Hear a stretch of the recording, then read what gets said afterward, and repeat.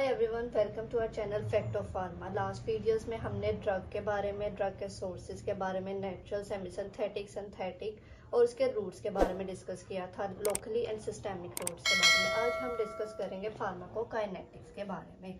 इसे हम पीके से भी रिप्रेजेंट कर सकते हैं। एक्चुअली फार्माकोकाइनेटिक है क्या? फार्माकोन, ड्रग एंड काइनेटिक मूविंग, मतलब ड्रग बॉडी में किस तरह मूव कर रही है और बॉडी का रिस्पॉन्स क्या है ड्रग की तरफ, वो आज हम डिस्कस करेंगे। Body response toward drugs. ठीक है, 4 पैरामीटर्स होते हैं फार्माकोकाइनेटिक्स में जो आपने याद रखने हैं: एब्जॉर्प्शन, डिस्ट्रीब्यूशन, मेटाबॉलिज्म और एक्सक्रीशन। एब्जॉर्प्शन क्या है कि कोई भी ड्रग हमने ऑरली, टॉपिकली, आईवी अप्लाई ली है और फिर हमने ब्लड में गई, वो एब्जॉर्ब होकर ब्लड में गई, उसके बाद डिस्ट्रीब्यूट हुई टिश्यूज में, मेटाबोलाइज होगी लीवर में। मेन ऑर्गन इसका लीवर है, और भी है काफ़ी, लेकिन जो मेन ऑर्गन है वो लीवर है। यहाँ पे बायो ट्रांसफॉर्म होगी ड्रग की। क्या मतलब? इन एक्टिव फॉर्म में ड्रग थी, वो इनएक्टिव में कन्वर्ट होगी और मेटाबोलाइट्स बनेंगे, फिर वो एक्सक्रीट आउट होगी। लेकिन कुछ ऐसी ड्रग्स होती हैं जो हम लेते हैं तो वो तब उस टाइम इनएक्टिव होती हैं, लाइक लीवोडोपा। लीवोडोपा जब ली जाती है वो इनएक्टिव फॉर्म में होती है, फिर जब वो लीवर में जाके एक्टिव फॉर्म में कन्वर्ट होती है डोपामीन में, फिर अपना इफेक्ट शो करती है।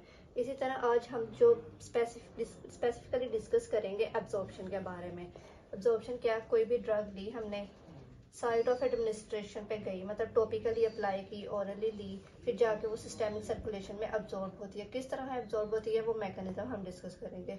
पहले देखते हैं, कोई ड्रग ली हमने, स्टोमक में गई, स्टोमक में जाके वो डिसइंटीग्रेट हुई, कुछ जो होती है ड्रग यहाँ पे फिर जीआईटी के साथ इंटरेक्ट कर लेती है, उसकी पीएच मैटर करती है स्टोमक की। फिर यहाँ पे कुछ थोड़ी ड्रग्स एब्जॉर्ब होगी, उसके बाद इंटेस्टाइन में आई, पोर्टल सर्कुलेशन पे एब्जॉर्ब होगी। यहाँ पे भी कुछ फैक्टर्स होते हैं जो इफेक्ट करते हैं एब्जॉर्प्शन पे। क्या करते हैं? जीआईटी मोटिलिटी डिपेंड करती है, स्प्लेनिक ब्लड फ्लो मैटर करता है, फॉर्मुलेशन डिपेंड करती है कि ड्रग की फार्मूलेशन क्या है, वो सारी इसकी एब्जॉर्प्शन पे, इंटेस्टाइन की एब्जॉर्प्शन डिपेंड करती है। मेनली इंटेस्टाइन की एब्जॉर्प्शन किसके थ्रू होती है? Depends upon carrier mediated transport के थ्रू होती है एब्जॉर्प्शन इंटेस्टाइन में। फिर इंटेस्टाइन में एब्जॉर्ब हुई ड्रग, उसके बाद लीवर में जाएगी, लीवर से हिपैटिक फर्स्ट पास मेटाबॉलिज्म से पास करेगी।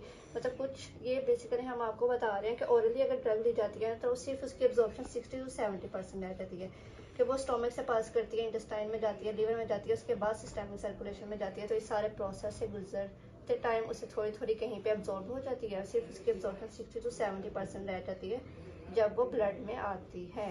लेकिन इसके बरक्स अगर आईवी हम लेते हैं तो उसकी एब्जॉर्प्शन 100% होती है, क्योंकि उसने डायरेक्ट ब्लड में ही अप्लाई होना। ये देखें आप, ठीक है, ब्लड में जाके वो लिपिड बाय लेयर से पास करेगी, फिर टिश्यू में डिस्ट्रीब्यूट होगी।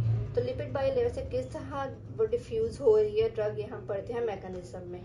ठीक है, मैकेनिज्म में क्या आ गया? 4 किस्म का मैकेनिज्म है। पैसिव डिफ्यूजन है, फैसिलिटेटेड डिफ्यूजन है, एक्टिव ट्रांसपोर्ट है और एंडोसाइटोसिस है। पैसिव डिफ्यूजन में क्या होता है? ये अनसैचुरेटेड प्रोसेस है, अलोंग द कंसंट्रेशन ग्रेडियंट है, मतलब हाई से लो की तरफ जाएगी ड्रग।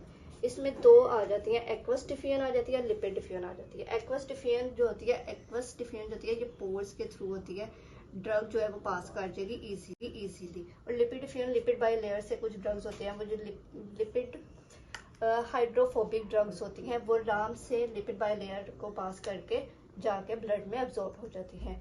ठीक है, कुछ फैसिलिटेटेड डिफ्यूजन है, मतलब कुछ ऐसी ड्रग्स होती हैं जो नहीं पास कर सकती, थोड़े से लार्ज मॉलिक्यूल्स होते हैं लाइक फ्रुक्टोज, तो उन्हें कैरियर्स की जरूरत होती है, ट्रांसपोर्ट्स की जरूरत होती है पास करने के लिए लिपिड बाय लेयर को। तो ट्रांसपोर्टर्स कौन कौन से आ जाते हैं? एबीसी आ जाता है, सीएलसी ट्रांसपोर्टर आ जाते हैं, और बहुत सारी टाइप्स हैं इसकी। ठीक है, इस तरह एक्टिव ट्रांसपोर्ट जो है, इसको एटीपी की एनर्जी की जरूरत होती है पास करने के लिए। इसमें क्या होते हैं? लार्जर मॉलिक्यूल्स होते हैं, ग्लूकोज और amino acid. ATP break down होगी, एनर्जी आएगी, फिर वो against the concentration gradient move करेगी ड्रग। ठीक है, इस तरह एंडोसाइटोसिस है। एंडोसाइटोसिस में क्या होता है? लिपिड बाय लेयर उसको इनगल्फ करती है ड्रग को, और फिर जाके ब्लड में रिलीज करती है। इसकी एग्जांपल्स में आ जाता है विटामिन B12, और वो इसमें आ जाएगा। Okay, thank you so much for watching my video.